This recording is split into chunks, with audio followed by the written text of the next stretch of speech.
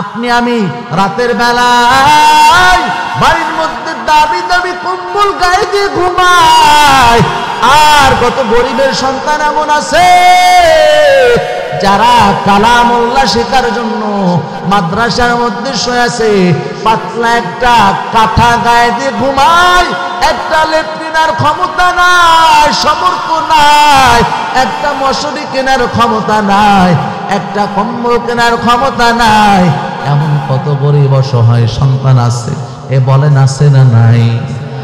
এমন অনেক গরিবের সন্তানরা আছে, সামর্থ্য নাই। এমনও কিছু মানুষ চলে আসে, এসে অনেক সময় এসে বলে হুজুরদেরকে, এসে বলে হুজুর আমার এই সন্তানটাকে আপনার কাছে পড়াবো। বলে আপনি কেমন দিতে পারবেন? বলে হুজুর মাত্র 1000 টাকা দিতে পারবো। আচ্ছা বলেন, এই অসহায় মানুষটা আশা করে আসছে সন্তানকে কালাম শেখাবে, এই লোকটাকে কি ফিরাই দেওয়া যাবে? জোরে বলেন। এমন অনেক ছাত্র আছে, অনেক বাচ্চারা এখানে পড়ে, এই যে একটা মানুষের পিছনে খরচ প্রায় 4000 টাকা, কিন্তু 1000 টাকা দিল, বাকি যে ঘাটতিটা চলে গেল, এটা সমাধান হবে কিভাবে? এই সমস্ত বিষয় যদি আমরা নজর না দেই, আল্লাহর কাছে আমরা আশাবি না হয়ে যায়। কথা বলেন ঠিক কি না? আল্লাহ যদি জিগায় এই এলাকার মধ্যে কতগুলো মাদ্রাসা, শেষ রাতের মধ্যে উঠে বাচ্চারা তেলাওয়াত করে, যাই নামাজের মুসল্লায় কান্না করে। আমাকে একটা কথা বলতেছিল একদিন একটা লোক, কিছুদিন আগে যখন এই 5 আগস্টের ঘটনাটা ঘটলো, এই সময়ের যে যত রকমের দাঙ্গা হাঙ্গামা হলো, একটা লোক আমাকে এলাকার মানুষ ডাকতে কয়, মুরব্বী একজন হুজুর, 71 থেকে শুরু করে এ পর্যন্ত যত বড় বড় ঝামেলা হয়েছে আল্লাহর রহমতে তেঁতুল জোড়ার মধ্যে কখনো হয় নাই। এই তেঁতুল জোড়ার মানুষরা বলবেন সত্যি কিনা? সত্য? তেঁতুল জোড়ার মানুষ যারা আছেন বলবেন যে এ পর্যন্ত যত গাঞ্জাম দাঙ্গা হাঙ্গামা হয়েছে, তেঁতুল জোড়ার মানুষের উপরে কি কখনো এই জাতীয় দাঙ্গা হাঙ্গামার শিকার হয়েছে? হয়েছে। আমি তখন মনে মনে চিন্তা করলাম, এলাকার মধ্যে যে মাদ্রাসাগুলো আছে, মাদ্রাসার ছাত্ররা যেখানে কোরআন পড়ে, যেখানে কোরআন পড়ানো হয়, বলে ওই এলাকার মধ্যে আল্লাহ পাক রব্বুল আলামিনের খাস রহমত বর্ষণ হতে থাকে। জোরে কোন সুবহানাল্লাহ।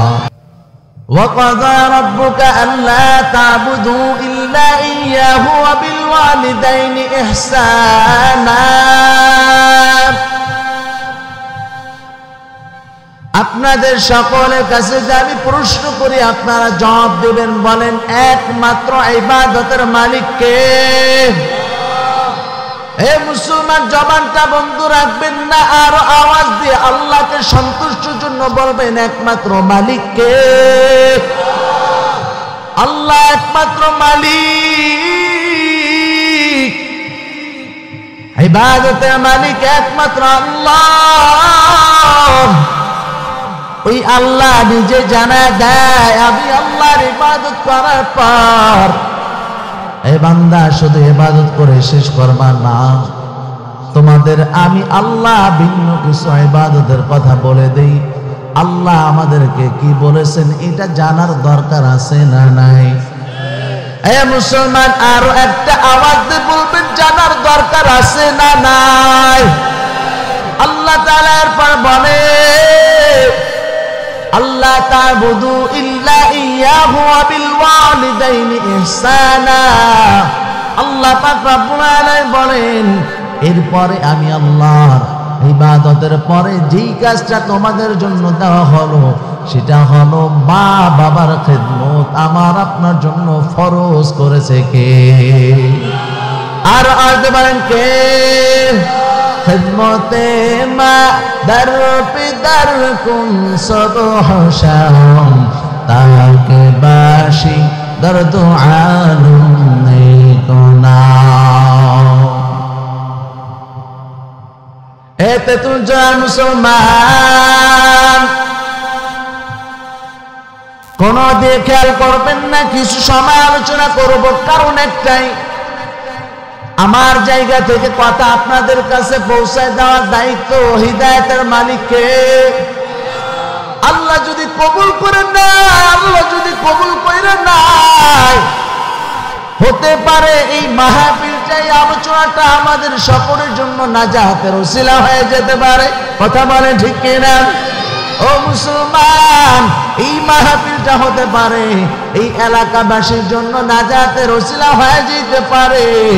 এই জন্য দ্বীনি মাজলিসে যখন কোনো মানুষ এসে বসে, আল্লাহ রাসূল বলেন মাজালিসু ফিকহিন 60 সানা, দুনিয়ার মধ্যে যখন কোনো দ্বীনি মাজলিস হয় তখন তোমরা যদি এই মাজলিসে বসিয়া যাও, আল্লাহ রাসূল বলেন তোমাদের আমলনামায় 60 বছর নফল ইবাদতের সওয়াব আল্লাহ লিখে দেয়।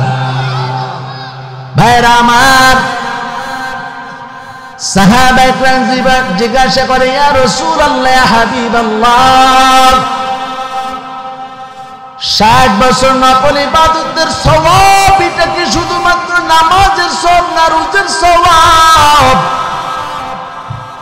আল্লাহ রাসূল ডাকতে কই শুধুমাত্র নামাজ শুধুমাত্র রোজা এমন না, নামাজ রোজা উভয়টার সওয়াব। জোরে কোন আল্লাহু আকবার। হে মুসলমান একটা জোরে আওয়াজ দেয়া বলবেন আল্লাহু আকবার। পিছন থেকে অনেকের জবানটা দিয়ে আল্লাহু আকবারের শব্দটা বের হয় না, বুঝতে হবে কপাল পোড়া। কথা কোন ঠিক কি না? এই জমিনটা কার? আওয়াজ দিয়ে বলতে হবে কার? আসমান কার? আমরা সকলে কার? যদি আমরা সকলে মালিকের হই, এই জমিনে একমাত্র আওয়াজ চলবে ওই আল্লাহর। আওয়াজ দিয়ে বলেন ঠিক কিনা? এতে তুজরে মুসলমান গো, আল্লাহ তাআলা নিজে জানায় দেয় তোমরা আমি আল্লাহর ইবাদত করার পর আল্লাহর সাথে কখনো কাউকে শিরক করবা না। লা তুশরিক বিল্লাহ ইন্নাশ শিরকা লাযুলমুন আযীম। শিরক হলো জগতের সবচাইতে বড় গুনাহ। শিরক হলো জগতের সবচাইতে বড় গুনাহ। মানুষ শিরক বলা হয় আল্লাহ তাআলা থেকে যেটা সম্ভব এই জিনিসটা অন্য কোনো কিছুর মাধ্যমে আশা করাটাই শিরক। কথা কোন ঠিক কিনা? সন্তান দেওয়ার মালিক কে? মনে হয় অনেকে বিশ্বাস করে না। মালিক কে? কোন আলেম, কোন পয়গম্বর, কোন দরবার শরীফ কেউ দিতে পারে? কোন আলেমের কাছে গেলে সন্তান পাওয়া যায়? একমাত্র দেওয়ার মালিক কে? সম্পদ দেওয়ার মালিক কে? এখন যদি কেউ চিন্তা করে আজকে হয়তো মাহফিলে আসার পর বড় বড় আলেম এখানে আসবে, তাদের কাছ থেকে আমি সম্পদ চেয়ে নেব, সম্পদ পাবেন। মালিক কে? এই আশাটা যদি আপনি করেন এটা আপনার জন্য শিরিক। এটা আপনার জন্য শিরিক। শিরিক হলো জগতের সবচেয়ে বড় গুনাহ, ভয়ঙ্কর গুনাহ। হে মুসলমান ইমানদার, আল্লাহ তাআলা কয় আমি আল্লাহর সাথে শিরিক করব না। দুনিয়ার সব গুনাহের মধ্যে সবচেয়ে বেশি কষ্ট পায় আমার আপনার মালিক শিরিকের গুনাহ। যদি কোনো মানুষ শিরিক করে আল্লাহ সবচেয়ে কষ্ট পায়। জোরে বলতে হবে নাউযুবিল্লাহ। ভাইরা আমার, আল্লাহ পাক রব্বুল আলামিন আমাদেরকে শিক্ষা দেয় ওয়াবিল ওয়ালিদাইনি ইহসানা। আল্লাহ এই কথা বলার পর বলেন ইম্মা ইয়াবলুগান্না ইনদাকাল কিবারা আহাদুহুমা। ও বান্দা, তোমার জীবদ্দশায় মা বাবার মধ্যে যদি একজন বৃদ্ধ অবস্থায় পৌঁছায়া যায় অথবা দুজনেই পৌঁছায়া যায়, আহাদুহুমা আও কিলাহুমা, একজন অথবা দুইজনই যদি বৃদ্ধ অবস্থায় পৌঁছায়া যায়, আল্লাহ পাক রব্বুল আলামিনের পরে বলেন উফি ওয়ালা তানহারহুমা। খবরদার খবরদার, মা বাবার সামনে উফ শব্দটা বলবা না। এই কথাটা কার? আওয়াজ দিয়ে বলতে হবে কার? আল্লাহ তাআলা বললেন মা বাবার সামনে উফ শব্দটাও বলবা না। এই কথাটা আল্লাহ মানুষকে সতর্ক করে দেয়। এখন আমি আপনি যদি মিলায় দেখি কত যুবক, এমনকি আমি আপনি অনেক সময় মিলায় করে যুবক মা বাবার সাথে না জানি কখনো কোনো বেয়াদবি হয়ে গেছে কিনা চিন্তা করে দেখো। কারণ মা বাবার বদদোয়া যদি কারোর জীবনে লেগে যায়, জীবনে কখনো কোনো জায়গায় উন্নতি করতে পারবে না। কথা কোন ঠিক কিনা? জোরে বলেন, জোরে বলেন। এই যুবক সন্তান, চট্টগ্রামের একটা ঘটনা। মা বাবা অত্যন্ত গরিব, দুর্বল ঘরে সন্তান জন্ম নিয়েছে। মানুষ সমাজের মধ্যে গরিব ধনীটা আমরা বাছাই করি। এখন আপনাদের কাছে প্রশ্ন করি, আল্লাহর কাছে ধনী গরিব আসেনি? আছে, আছে। এটা আমরা করি, আমরা বাছাই করি। আমাকে 3-4 দিন আগে সম্ভবত আমার বাচ্চাটা, মাত্র 3 বছর বয়স, আমাকে বলতেছে, বাবা আমরা খুব দ্রুত আমরা বড় লোক হয়ে যাব। আমাকে বলতেছে আমরা খুব দ্রুত কি হব? বড় লোক হয়ে যাব। আমি সাথে সাথে আমার ওয়াইফকে জিজ্ঞাসা করলাম যে এই শব্দটাকে কে শেখালো, কোত্থেকে এই শব্দটা শিখলো? কারণ একটা বাচ্চা, মাত্র 3 বছর বয়সের বাচ্চা, এর মধ্যে যদি বড় লোক ধনী গরিব এই জিনিসটা ঢুকে যায়, তাহলে বাকি জীবন তো পড়ে থাকলো। কথা বলেন ঠিক কি ঠিক না? এই জন্য সতর্ক থাকবেন যেন ছোটবেলা থেকেই সন্তানকে ভিন্নভাবে গড়তে পারেন। পারবেন তো ইনশাআল্লাহ? চেষ্টা করবেন সর্বোচ্চ ইনশাআল্লাহ। আল্লাহ কবুল করুক, বলেন আমিন। ভাইরা আমার, বাবা রিক্সা চালায়, সন্তান একটা মাত্র ছেলে সন্তান, রিক্সা চালায় চালায় সন্তানের পড়ার খরচ যোগায়, সন্তানের পরীক্ষার ফিস ভরতে পারে না। বাবা মা দুইজন রাতে খায় আর সকালে খাবার খায়, সেহরি খায়, ইফতার করে, দুপুরের খানা বাঁচায় বাঁচায় বাঁচায় বাঁচায় সন্তানের পরীক্ষার ফিস ভরছে। ফিসটা ভরার পর সন্তান এক পর্যায়ে এমন একটা সময় আসছে, সন্তান বড় একটা চাকরি পেয়ে গেছে। চাকরি পাওয়ার পর চট্টগ্রাম থেকে ঢাকা আসার পর বড় চাকরি দেখে বড় ঘর থেকে ছেলেকে প্রস্তাব দেওয়া হয়। প্রস্তাব দেওয়ার পর বড় লোকের মেয়ে দেখে বিবাহ করে ফেলছে। এবার স্ত্রীর চাপের কারণে, মা বাবা গরিব হওয়ার কারণে মা বাবার সাথে সন্তান আর দেখা করতে পারে না। এ মুসলমান ডাকতে বলেন, এই জাতীয় স্ত্রী মা বাবাকে নিয়ে, শ্বশুর শাশুড়িকে নিয়ে সংসার করতে চাই না, খানা পিনা করতে চাই না, এমন স্ত্রী আমাদের সমাজে আছে না? না, আছে, আছে, আছে। একটা মেয়ে স্ট্যাটাস দিয়েছে ফেসবুকে, মা বাবার দায়িত্ব যদি ছেলেদেরকে না দিয়ে মেয়েদেরকে দেওয়া হতো, তাহলে পৃথিবীতে বৃদ্ধাশ্রম বলতে কিছু থাকতো না। অনেকে বলে ফেলছে, ঠিক, জায়গা মতো যাইতে দেন, তারপরে ঠিক বলেন। ঠিক বলবেন কেন? জায়গা মতো যাই না, তারপরে শোনেন। তার নিচেই একটা ছেলে কমেন্ট করছে, যদি প্রত্যেকটা ঘরের বউ শ্বশুর শাশুড়িকে নিজের মা বাবার মতো দেখতো, তাহলে পৃথিবীতে বৃদ্ধাশ্রম বলে কিছু থাকতো না। এবার বলেন ঠিক কিনা? হ্যাঁ, এখন ঠিক বলেন। সমস্যা তো নিজের মধ্যেই। নিজের মা বাবাকে আপনি যেমন দেখেন, শ্বশুর শাশুড়িকে আপনি এমন দেখতে পারেন না। এই জন্য তো আজকে দেখেন প্রত্যেকটা পরিবার কেমন যেন ছোটখাটো একটা জাহান্নাম হয়ে গেছে। কথা ঠিক কিনা? ভাইরা আমার, সন্তানের বিয়ে হয়ে যাওয়ার পর মা বাবার কাছে যাওয়া বন্ধ আর যায় না।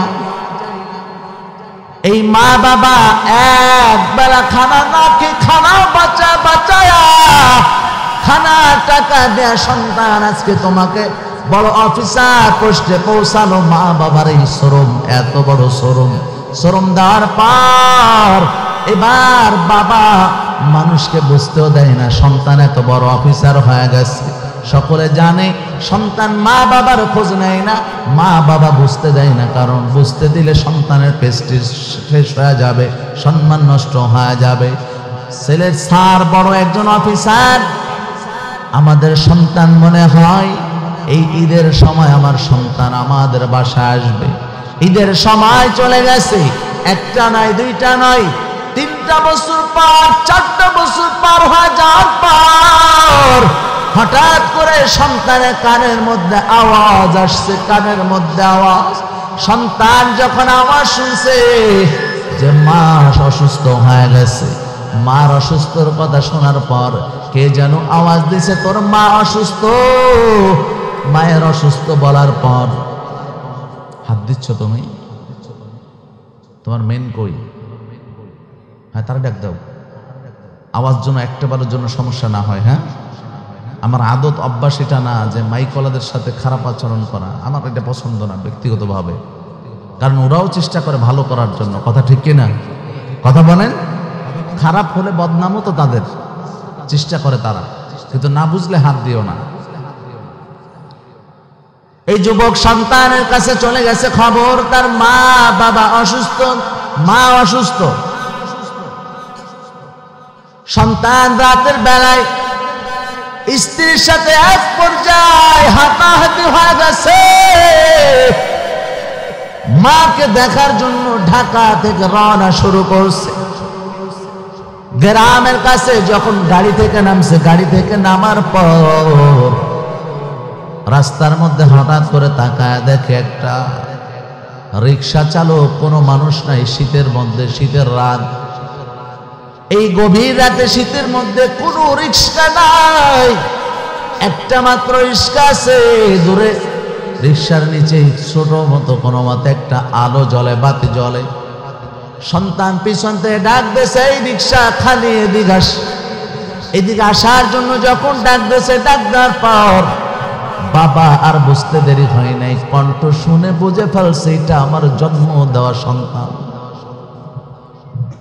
বাবা রিক্সাটা নিয়ে আসছে, মুখের মধ্যে এক টুকরা কাপড় দেওয়ার কারণে বাবার কণ্ঠের আমার সন্তান বুঝতে পারে নাই। শুধুমাত্র বাবা এসে জিজ্ঞাসা করছে কোনো মতে আবসা আবসা অস্পষ্ট কথার মধ্যে, বলে স্যার কোথায় যাবেন? বলে শান্তিপাড়া অমুক বাড়িতে যাব। বলে অমুক আপনার কি হয়? বলে বেশি কথা বলিস না, দ্রুত চালা। বাবার রিক্সার মধ্যে সন্তান উঠে পড়ছে। সন্তান উঠে পড়ার পর পিছনে যখন বসে আছে, রিক্সা চালক নিজের বাড়ির দিকে তো নিজেই নিয়ে যাচ্ছে, কোনো মতে চালায়। গায়ের মধ্যে দুর্বল অবস্থা, গায়ের মধ্যে জ্বর অবস্থায় বাবা সামনের দিকে আগায়। সন্তান পিছন থেকে তাড়াহুড়া করতেছে, আর বৃদ্ধকে বলে, বুড়া ঘরে কি সন্তান নাই? ঘরে কি ছেলে নাই? এই রাতের বেলা রিক্সা নিয়ে বের হয়েছ? নিজেই ডাকতে নিজের বাবাকে বলে, ঘরে কি সন্তান নাই? বুড়াটা যখন আসতে চালায়, গায়ের মধ্যে জ্বর, জ্বরের পর ঠিক মতো চালাতে পারে না, পিঠের মধ্যে ধাক্কা দেয় আর বলে আমার ব্যস্ততা আছে, দ্রুত রিক্সাটা চালা, দ্রুত শান্তিপাড়া দিয়ে নিয়ে যাও। বাবা আর কোনো কথা বলে না, চেষ্টা করে সর্বোচ্চ নেওয়ার জন্য। একটা বার, দুইটা বার নয়, 3 বার পিঠের মধ্যে আঘাত দেওয়ার পর ব্রেক করে জায়গায় দাঁড়ায় গেছে। বাবা চোখের পানি বেয়ে বেয়ে পড়তেছে। বাবা নিচের মধ্যে নেমে গেছে, নেমে মুখের থেকে গামছাটা খুলে ফেলছে। খুলে ফেলে বলে, স্যার হাতের মধ্যে যদি মোবাইলটা থাকে, একটাবার আমার চেহারার দিয়ে লাইটটা ধরে দেখেন তো স্যার, আপনি আমাকে চিনতে পারেন কিনা? বাবা যখন এই কথা বলছে, একটা বার দেখেন আমাকে চিনতে পারেন কিনা, সঙ্গে সঙ্গে সন্তান কণ্ঠ শুনে বুঝে ফেলছে। লাইটটা মুখের মধ্যে ধরার পর ডাক দিতে, বাবা এই গভীর রাতের মধ্যে রিক্সাটা কই পাইলা? ভাঙ্গা একটা রিক্সা, এই রিক্সাটা তুমি কোথায় পাইছো বলো? বাবা ডাক দিয়ে কয়, সন্তান আমি আজকে 4 দিনের জ্বর অবস্থায়, গায়ের মধ্যে তাকা দেখো কত তাপ, এই জ্বর অবস্থায় তোমার মা অসুস্থ, তোমার মার ওষুধের টাকা জোগানোর জন্য আমি বাধ্য হয়ে আজকে এই 4 দিনের জ্বর অবস্থায় আমি রাতের বেলায় নাইট কোর্স গুলা, এই টিপ গুলা মারি, কারণ দিনের বেলায় যদি আমি বের হয় তোমার সম্মান নষ্ট হবে। 4 বছর খোঁজ নাও না, তোমার সম্মান আমি এক মুহূর্তের জন্য নষ্ট করি নাই। আমি শুধু রাতের বেলায় বের হয়ে মুখটা ঢেকে রাখি, কেউ যেন বসে না, যে আমার সন্তান আমাদেরকে দেখে না। বাবাকে ডাক দিতে, বাবা এই রাতের বেলায় রিক্সা আপনি কই পাইছেন? বাবাকে যখন জিজ্ঞাসা করে বলে ছোট্ট একটা ছাগল ছিল তুমি দেখে গেছো, ছাগলটাকে বিক্রি করে দিয়ে পেট চালাতে হবে, বাধ্য হয়ে আমি রিক্সা কিনে পথে নেমে পড়েছি। বাবার এই কথা শোনার পর ছেলে ডাক দে, কয় মার কি অবস্থা? কয় তোমার মার অবস্থা খুব করুণ অবস্থা, তোমার শোকে কাতর হয়ে মার অবস্থা কঠিন করুণ হয়ে গেছে। বলে বাবা দ্রুত আপনি বাড়ির দিকে চলেন। বাবাকে পিছনে বসাইয়া ছেলে রিক্সাটা চালায় দ্রুত বাড়ির মধ্যে চলে গেছে। বাড়িতে পৌঁছাতে পৌঁছাতে তাকা দেখে ঘরের মধ্যে যখন ঢুকছে মাকে মা বলে ডাক দেয়, মা আর সাড়া দেয় না, কারণ বাড়িতে ঢোকার 10 মিনিট আগেই মা দুনিয়া ছেড়ে চলে গেছে। এ মুসলমান ইমানদার, দুনিয়ার ভিতরে তাকা দেখো, এই দুনিয়াটা কত স্বার্থপর।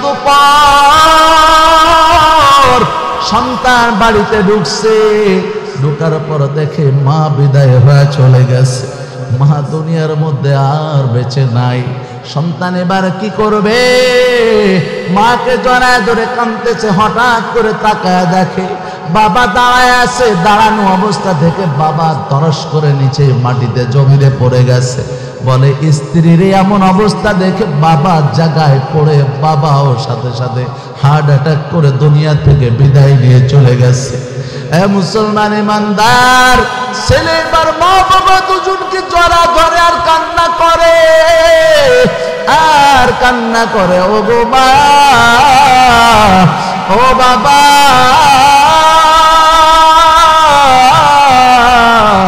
আমি দুনিয়া হারালাম, আখিরাতও হারায় ফেললাম। দুনিয়াটাও চলে গেল, আখিরাতও বরবাদ করে ফেললাম।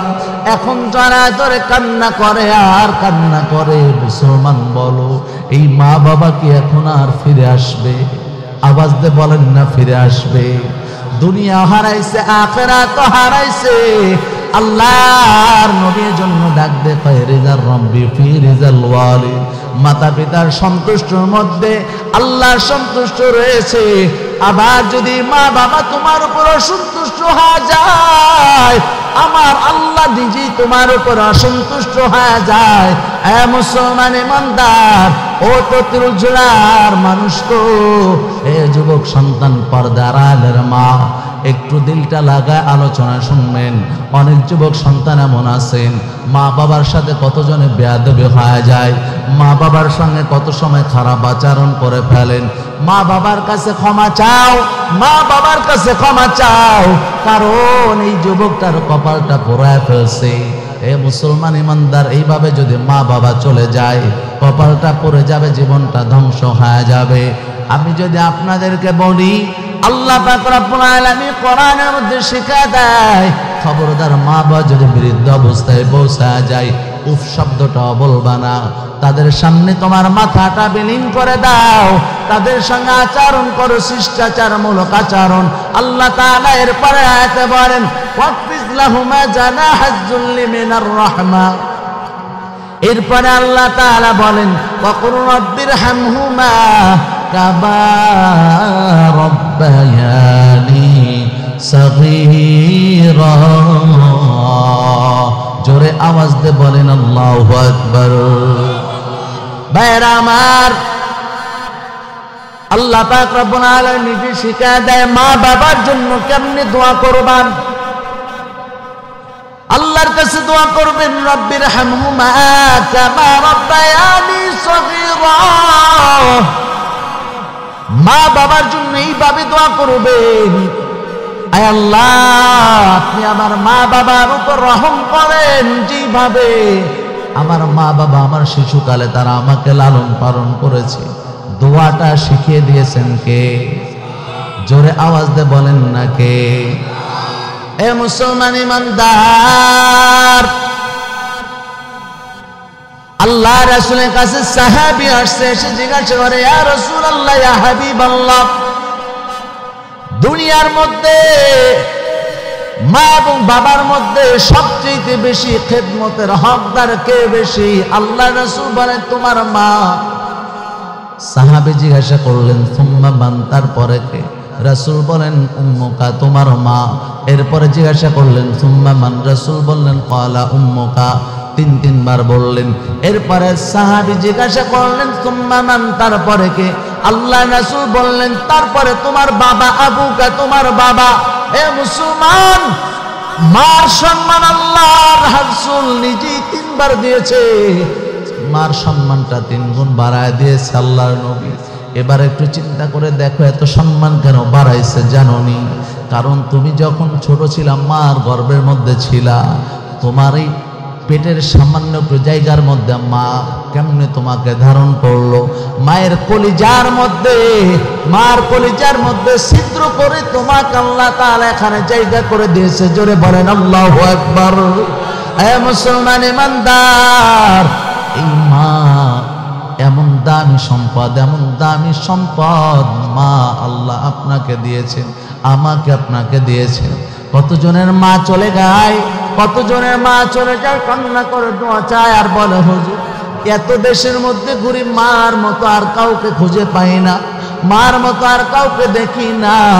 আমি অনেক সময় একটা ঘটনা বলে থাকি, আরে বেশি দূরের কথা না, পর্দার ওপারের ঘটনা। আমি জেলার কথা বলে ফেলি, আমাদের অঞ্চলের নড়াইল জেলার মধ্যে লোহাগড়ার একটা ঘটনা। একটা মসজিদে জোহরের নামাজ পড়ার জন্য ঢুকছি, হঠাৎ করে দেখলাম একজন লোক চেয়ারের মধ্যে বসে আছে। আমাকে জিজ্ঞাসা করলো কে, শব্দটা ব্যবহার করলো তুই করে, জিজ্ঞাসা করলো কে এখানে, তুই করে জিজ্ঞাসা করছে। প্রথমে আমি একটু কষ্ট পেলাম, কাছে আগায় যেয়ে দেখলাম লোকটা কিছুটা অন্ধ, হালকা হালকা দেখে। পরবর্তীতে চিন্তা করলাম অন্ধ মানুষ জিজ্ঞাসা করছে, কোনো ব্যাপার না, চিনলে তো আর বলতো না। পরবর্তীতে মুরব্বীর সাথে কথা বলতে বলতে পার মধ্যে তাকায় দেখলাম একটা পা নাই, পায়ের মধ্যে প্লাস্টিকের পা লাগানো। আমি তাকে জিজ্ঞাসা করলাম ভাই এটার বিষয়টা কি, কেমনে এটা হলো? জিজ্ঞাসা করার পর আমি বললাম যে ছোটবেলা থেকে এমন কি নাম? লোকটা ডাক দিয়ে কয় না হুজুর না, ছোটবেলা থেকে নাম আমি আল্লাহর ঘর জিয়ারতের জন্য বাইতুল্লাহ গিয়েছিলাম, যাওয়ার পর যখন তাওয়াফ করতেছিলাম, তাওয়াফ করার সময় হঠাৎ করে পায়ের মধ্যে একটা কালো নিগ্রো এসে পাড়া দেয়, পাড়া নখটা ফেটে গেছে। ফেটে যাওয়ার পর একটা পর্যায়ে পাটা ফুলতে ফুলতে ফুলতে ফুলতে ঢাকা বাড্ডের যে আমি ট্রিটমেন্ট হয়েছে, হওয়ার পর একটা পর্যায়ে পাটা কেটে ফেলতে হয়েছে। এই ঘটনাটা শোনার পর আমি নিজেই চিন্তা করতে চাই, আল্লাহ বাইতুল্লাহর মেহমান বানাইছেন তাকে, তাহলে এত বড় পরীক্ষা আবার কেনই বা আপনি তাকে নিলেন? আমি নিজেই লোকটাকে দেখে নিজের মধ্যে একটা অন্যরকম বিষয় কাজ করতে শুরু করলো। আমি মনে মনে বললাম আল্লাহ হাজী সাহেবকে এত কষ্ট দেওয়ার কারণ কি জানি না, ও মাবুদ এটা আপনি ভালো জানেন। হঠাৎ করে এলাকার মানুষের সঙ্গে ওনার ব্যাপারে আলোচনা করতে গেলাম। আমি বললাম অমুক হাজী সাহেব, এলাকার মানুষ একজন ডাক দিয়ে কয় হুজুর ওকে হাজী সাহেব বলবেন না, কারণ হাজী সাহেব বললে আপনার গুনাহ হবে। সাধারণ মানুষ তো আমাকে বলে হাজী সাহেব বললে আপনার গুনাহ হবে, পাপ হবে, হাজী সাহেব বলবেন না। আমি বললাম কেন ভাই? আমার আরো উৎসুক হয়ে গেলাম, জানার জন্য আমার উৎসাহটা বেড়ে গেল। আসলে বিষয়টা জানার দরকার, তার সম্পর্কে জিজ্ঞাসা করলাম। হুজুর এই লোকটা এমন একটা লোক, বর্তমান সময়ের কথা বলি, বর্তমান সময়ের মধ্যে এই লোকটা সন্তানগুলো সব বাহিরে থাকে, টাকা পয়সা যা সন্তান পাঠায়া দেয় এই টাকাগুলা সব লোহাগড়া বাজারের মধ্যে সবচাইতে বড় বড় ব্যবসায়ীদের কাছে সব টাকা সুদে লাগায় রাখছে। বলেন নাউজুবিল্লাহ, জোরে বলেন নাউজুবিল্লাহ। সুদ খাওয়া কি হালাল না হারাম? জোরে বলতে হবে হালাল না হারাম? কেমন হারাম? সবচেয়ে ছোট যে গুনাহটা, নিজের আপন মার সাথে জিনার গুনাহ, 36 বার জিনার গুনাহ। আওয়াজ দিয়ে বলেন না নাউজুবিল্লাহ। আমি চুপ থাকলাম, বললাম যে ভাই পাটা কেটে ফেললো, এটার ব্যাপার আপনার মন্তব্য কি? লোকটা ডাক দেখায় হুজুর আপনাকে কি বলবো জানেননি, পাউটা তো আর এমনি এমনি কাটে নাই। আমি বললাম কেমনে কি হয়েছে? লোকটা ডাক দেখায় হুজুর আমার বেশ কিছুদিন আগের ঘটনা, মার সাথে চরম পর্যায়ের বেয়াদবি করছে, মাটা আর বেঁচে নাই। মাটা আর বেঁচে নাই, মার সাথে চরম পর্যায়ে বেয়াদবি করছে।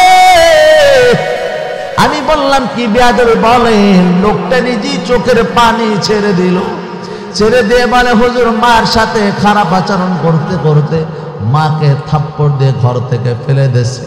সিঁড়ির মধ্যে যখন আসছে মা ওই জায়গা থেকে বলছে আল্লাহ তোর বিচার করবে। এই কথা বলছে কেন? বলে হুজুর যেই পাটা কেটে ফেলছে এই পাটা দিয়ে মার বুকের মধ্যে লাথি দিয়া উঠানের মধ্যে ফেলে দিয়েছে। আমি সাথে সাথে ডাক দিয়ে বললাম আল্লাহ গো তুমি কত দয়াবান আল্লাহ, এই জালিমের পাটা তুমি একটা পা দিয়েছো। হ্যাঁ মালিক, সাথে সাথে তো তার ধ্বংস হয়ে যাওয়ার দরকার ছিল। কথা বলেন ঠিক কি ঠিক না? ও সন্তান গো, মা এমন একটা নিয়ামত, এমন একটা নিয়ামত যার হারায় গেছে সে জানে এত বড় নিয়ামত হারাইছে। কত বড় নিয়ামত হারাইছো এ মুসলমান। আমি একটু আপনাদের কাছে জানতে চাই এই জায়গার মধ্যে এমন কে কে আছেন যার মা নাই? হাত উঁচু করে দেখান কার কার মা নাই। হাতটা নামান, এবার একটু দেখতে চাই কার কার বাবা নাই। হাত উঁচু করেন, হাতটা নামায় দেন। কত মানুষের মা নাই বাবা নাই। আচ্ছা আপনারা বলেন দেশের কত জায়গা ঘুরেন, এই মা বাবার মতো কে আর কাউকে খুঁজে পাওয়া যায়? বলেন বলেন, খুঁজে পাওয়া যায়? মা এমন একটা জিনিস, আপনি যাকে বলেন না কেন, খালা বলবেন ফুপু বলবেন সব আপনার আপন, কিন্তু মায়ের মতো এত আপন আর কেউ নাই। কথা বলেন ঠিক কি না? খালা বলো ফুফু বলো কেহ পর নয়, ভেবে দেখলাম মায়ের মতো আপন কেহ নাই। কথা কন ঠিক কি না? এ মুসলমান ইমানদার, মা বাবা কবরে চলে গেছে। এই মা বাবা যদি কবরে খারাপ অবস্থায় থাকে, অশান্তিতে থাকে, দুনিয়ার মধ্যে সন্তান যদি নেক আমল করে এই সবটা মার কবরের মধ্যে পৌঁছায় দেয় কে? জোরে আওয়াজ দিয়ে বলতে হবে কে? দুনিয়ার মধ্যে সন্তান যদি ভালো কাজ করে সবটা পৌঁছায় দেয় আল্লাহ মালিক। কথা কন ঠিক কি ঠিক না? উঠাহাটি করতেছে অনেকে। এখন কি আমার ওই সেই মুস্তাক ফয়েজের মতো করতে হবে? মুরব্বী মুরব্বী বলবো? এই মুরব্বী গুলোরা আটকান। মুরব্বীরা এই উঠাউঠি করলে পরিবেশটা নষ্ট হয়ে যায়।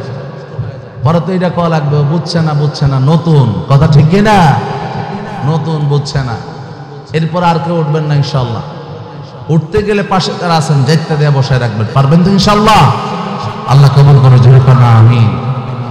আজকের মাহফিলের আখেরে মোনাজাত দিয়েই যাবেন। কে কে আছেন? নারায়ে তাকবীর, নারায়ে তাকবীর। হাত নামায় দেন। আপনারা ওয়াদা করছেন শেষ পর্যন্ত থাকবেন। এই ওয়াদা যদি খিলাফ করেন কি হবেন বলেন তো? জোরে বলেন। মুনাফিক হবে। আমি বলি নাই, বলছেন কারা? আপনারা। খবরদার মুনাফিকি করবেন না। আলোচনা এত কথা বলেও রাখার উদ্দেশ্য হলো একটা, যে মুসাফির অবস্থায় হযরত আসছেন, মুসাফির অবস্থায় দোয়া করলে দোয়া কি হয়? কবুল হয়। যে আল্লাহ যদি দোয়া কবুল করে দেয় তাহলে আমার আপনার জন্য কি হতে পারে? জান্নাত আমার আপনার জন্য ওয়াজিব হয়ে যেতে পারে, নাজাতের ওসিলা হয়ে যেতে পারে। কথা কন ঠিক না? ভাইরা আমার,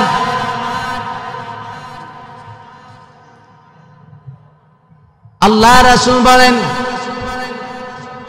আপনি নিজে আলেম হন, যদি নিজে আলেম না হইতে পারেন সন্তানকে আপনি আলেম বানান, আলেমা বানান। সন্তানকেও যদি আলেমা না বানাইতে পারো,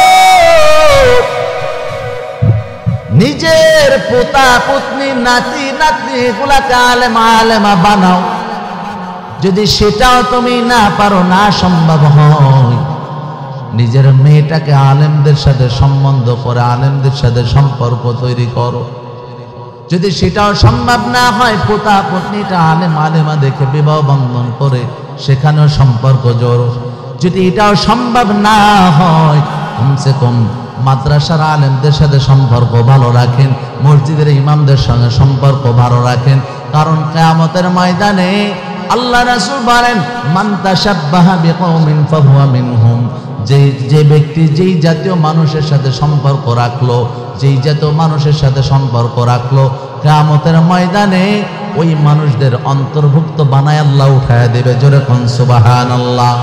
এখন আপনি যদি আলেমদের সাথে সম্পর্ক রাখেন, আলেমদের সাথে জান্নাতের মেহমান বানাবে কে?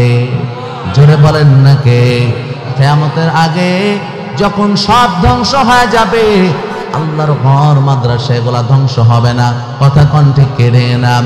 এই জায়গায় যদি আপনার সন্তানটা পড়ান, আপনার নাতি নাতনি পোতা পত্নী গুলাকে পড়ান, এই জায়গাটার মধ্যে যদি দিতে পারেন, শুধু এতটুকু খেয়াল রাখবেন, আপনার মৃত্যুর সময় আপনার সন্তান যদি যায় ওই সময় জানাজার সামনে আপনার লাশটা রেখে সন্তানটা যদি জানাজার ইমামতি করে, এ মুসলমান সবাই আওয়াজ দিয়ে বলবা, তোমার সন্তান যদি তোমার জানাজা দেয়, সে যে পরিমাণ মোহাব্বত নিয়ে জানাজা দেবে, আমার মতো একজন ভাড়াটিয়া মৌলবী যদি ওই সময় জানাজা দেয়, এই দুইজনের মোহাব্বত কি এক হবে? আওয়াজ দিয়ে বলো।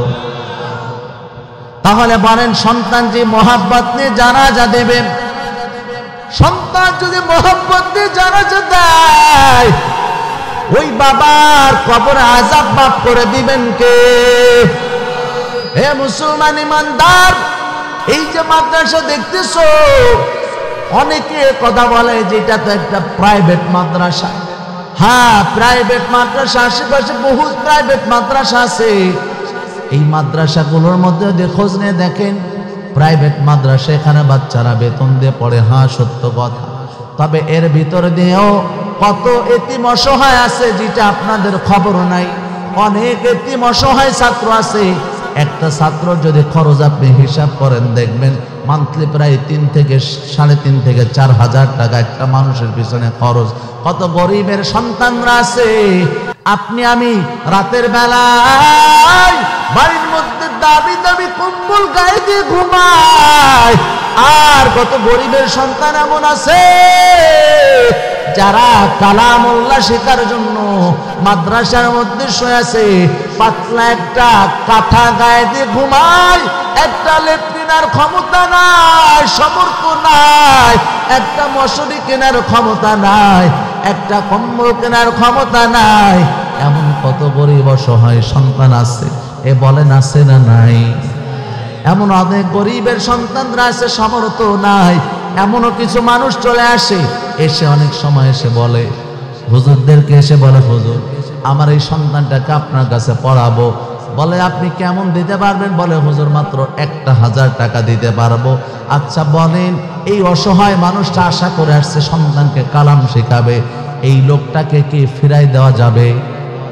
জোরে বলেন। এমন অনেক ছাত্র আছে, অনেক বাচ্চারা এখানে পড়ে। এই যে একটা মানুষের পিছনে খরচ প্রায় 4,000 টাকা, কিন্তু 1,000 টাকা দিল, বাকি যে ঘাটতিটা চলে গেল, এটা সমাধান হবে কিভাবে? এই সমস্ত বিষয় যদি আমরা নজর না দেই, আল্লাহর কাছে আমরা আশাবি না হয়ে যায়। কথা বলেন ঠিক কি দিন?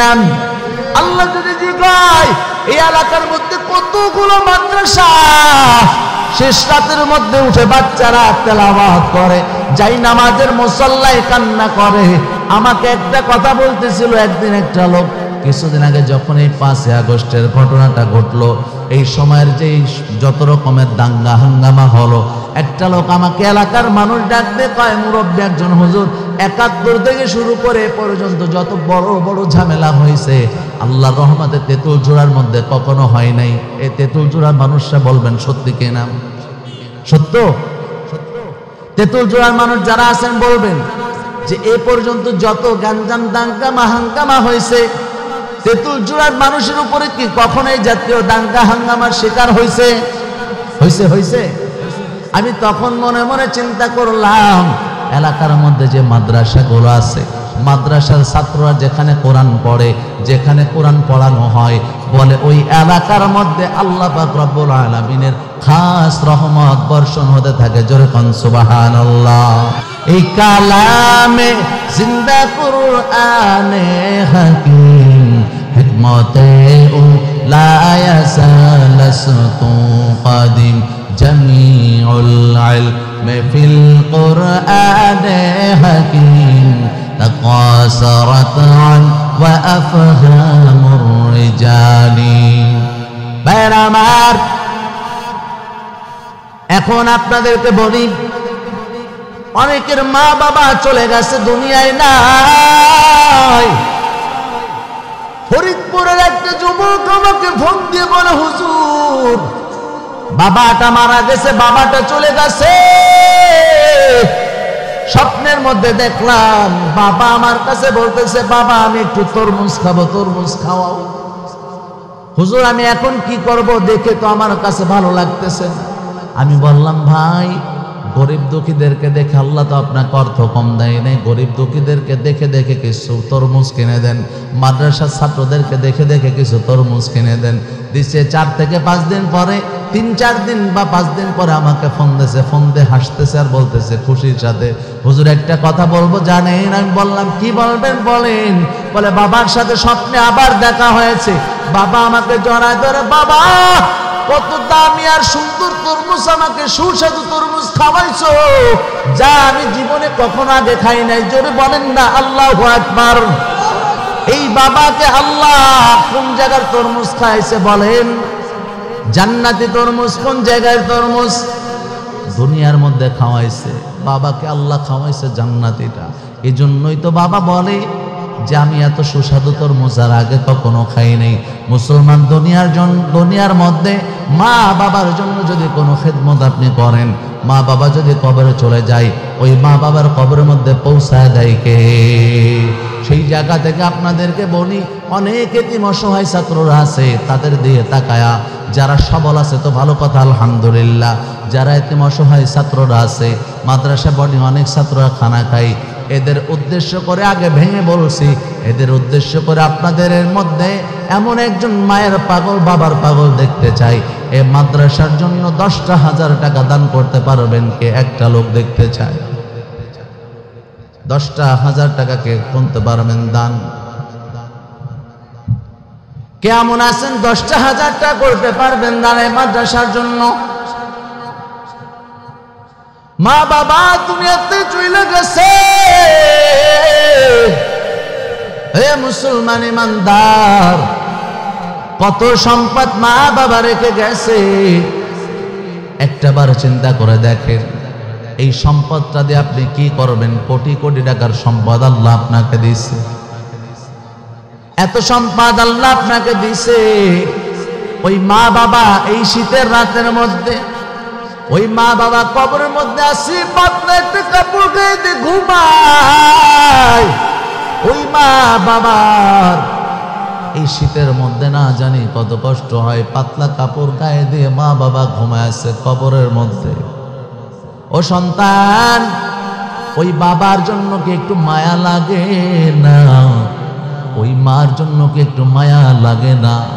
মনে কি চাই না এত ভালো আছো, নিজের সন্তানের দিকে যদি খেয়াল করেন, আরে এখন এই সময়টা যদি আপনি আপনার জীবনটাকে এইভাবে পরিচালনা করতে পারেন, আখিরাতের সামান তৈরি করতে পারেন, আপনি এখন আপনার মা বাবার জন্য করবেন, পরবর্তী সময় আপনার সন্তান আপনার জন্য করবে। কথা কোন ঠিক কিনা?